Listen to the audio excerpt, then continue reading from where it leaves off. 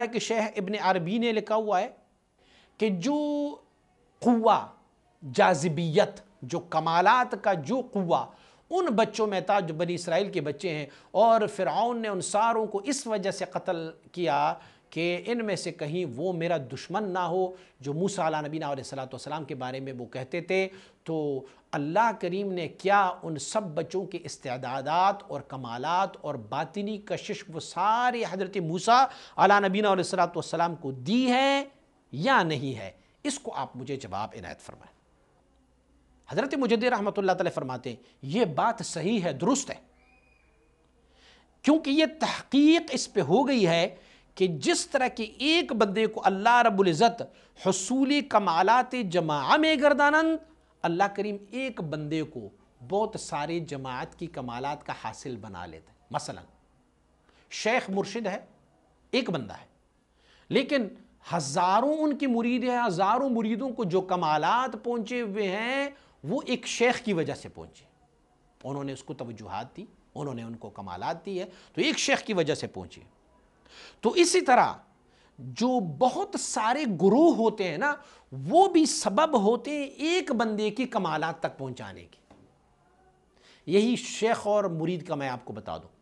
ایک شیخ کی وجہ سے بہت سارے سالکین کو کمالات پہنچ جاتے ہیں، لیکن بہت سارے سالکین کی وجہ سے ایک شیخ کو بھی کمالات ملتے ہیں۔ وہ کیسے؟ جب شیخ نے ان کو ذکر دیا، شیخ نے ان کو ایک طریقہ بتایا، من سن سنتن حسنتن، جس نے ایک نیک رستہ بنایا، اور جتنے لوگ بھی اس رستے پر عمل کرتے جائیں گے تو ان لوگوں کا اپنا بھی ثواب ہے، لیکن ان کے ثواب میں وہ رستہ دکھانے والے کا بھی ثواب ہے، اجر ہے۔ تو شیخ نے اپنی مرید بنائے، مرید نے ذکر کرنا شروع کیا، یہ ذکر اس شیخ کی وجہ سے ان کو ملا ہوا ہے، تو وہ جتنا بھی ذکر کرتے جائیں گے وہ سارے ذکر میں اس شیخ کی بھی مقامات چینج ہوتے جائیں گے، اور بھی اللہ کریم ان کو فضائل سے نوازتا جائے گا۔ مرشد جتنا بھی سبب حصول کمالات مرید ہے، یہ تو ہے، لیکن مرید بھی اسباب کمالات پیر بن جاتے ہیں۔ وہ ذکر کرتے جائیں گے، ان کا ثواب مرشد کو ملتا رہے گا، وہ اللہ کو یاد کرتے جائیں گے، وہ شریعت پر عمل کرتے جائیں گے، تو شیخ کی بھی کمالات بڑھتے جائیں گے۔ اور فرماتے یہ تو موسیٰ علیہ نبینا علیہ السلام اور بچوں کا واقعہ ہے، یہ تو شیخ اور مریدوں کا ہے۔ فرماتے یہ فقیر اپنے آپ کو اشارہ فرما رہے، فرماتے ہیں کہ جب میں کوئی کھانے پینے والے اشیاء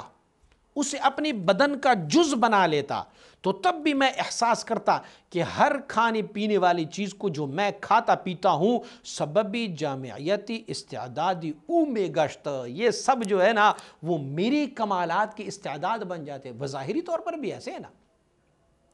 آپ جو ہے نا، آپ کو ڈاکٹر کہتے ہیں آپ نے ابلے ہوئے انڈے کھانے ناشتے میں،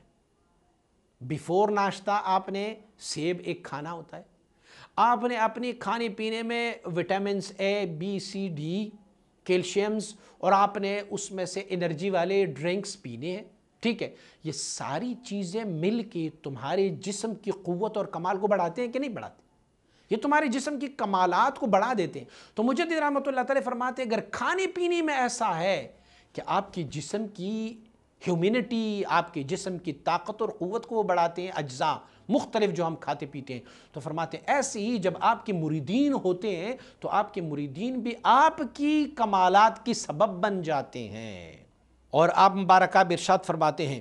کہ بعض اوقات میں کہ جب میں یہ کرتا کہ یہ کھانا پینا میں چھوڑ دیتا ہوں، کھانا پینا جو لذیذ ہے یہ میں چھوڑ دیتا ہوں، تو